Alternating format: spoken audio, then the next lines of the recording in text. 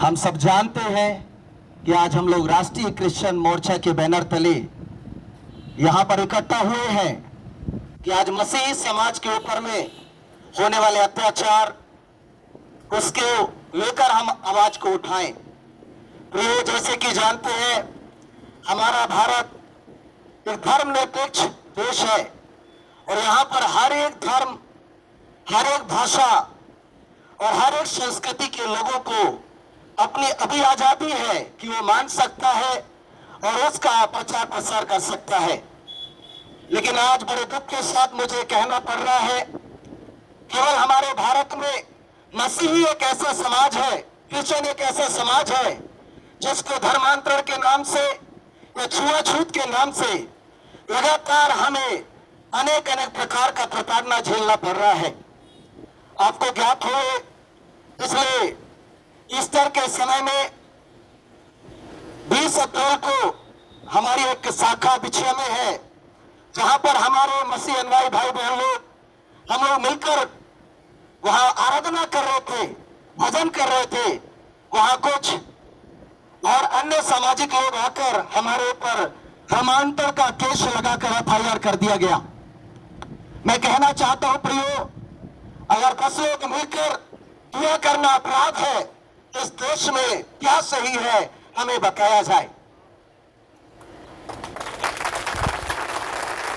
आज मैं राष्ट्रीय क्रिश्चियन मोर्चा के तत्वाधान में मैं कहना चाहता हूं, अगर मसीह समाज के इतिहास को अगर आप देखेंगे तो सदैव से मसीह समाज शांति प्रिय समाज है और हमेशा इस देश के निर्माण में और राष्ट्र के निर्माण में मसीही समाज का एक बहुत बड़ा योगदान था और है और रहेगा।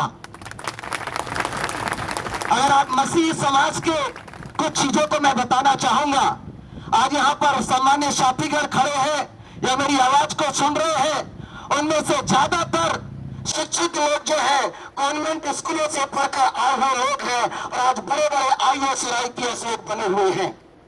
तो शिक्षा और स्वास्थ्य ये मसीही समाज का मूल उद्देश्य रहा है और समाज सेवा मसीही समाज का मूल उद्देश्य था और है और रहेगा। अगर हमें इसी रीति से लगातार छेड़ा जाएगा तो मैं आज इस मंच के माध्यम से कहना चाहूंगा, कहीं ना कहीं मसीही समाज को एक दिन उग्र होना पड़ेगा। इसलिए आज मैं आह्वान करना चाहता हूं, हमारी धीरज का इम्तिहान ना लें।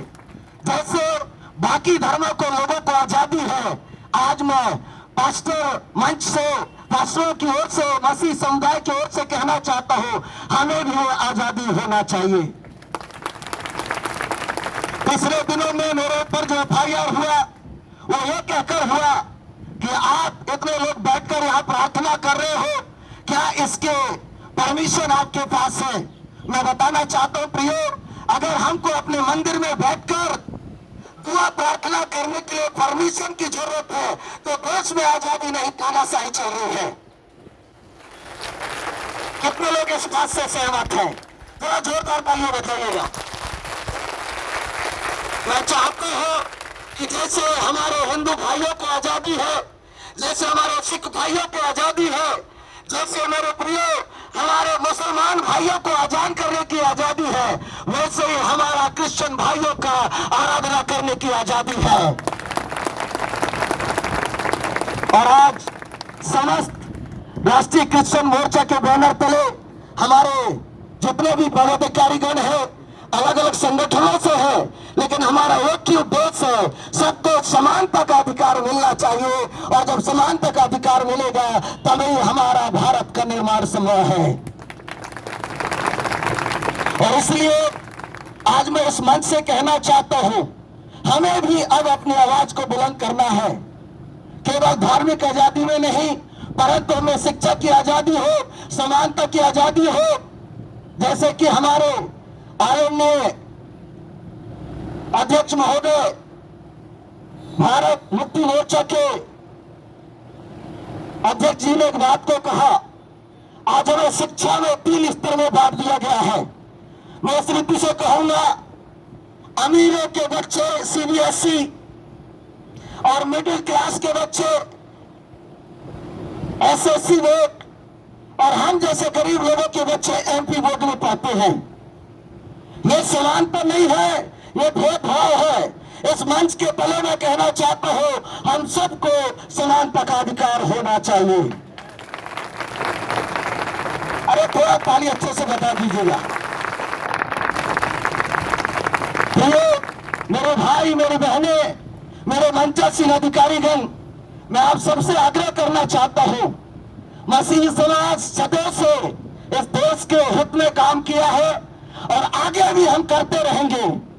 आज हम शांतिप्रिय ढंग से कर रहे हैं, अगर यदि आप हमें छोड़ोगे तो हम भी आपको छोड़ेंगे नहीं।